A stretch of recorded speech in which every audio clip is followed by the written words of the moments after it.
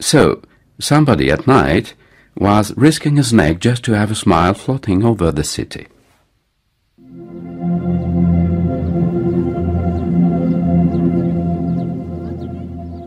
I wondered who the painter could be.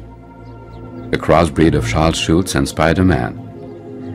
He was performing in the most unexpected places. You'd swear he would need a third arm, or was it a paw, just to keep his balance between brushes and buckets.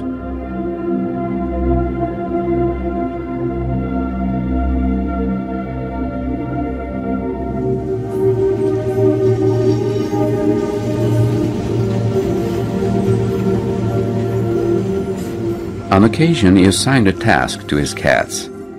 Some were in charge of welcoming the travelers in the rail stations.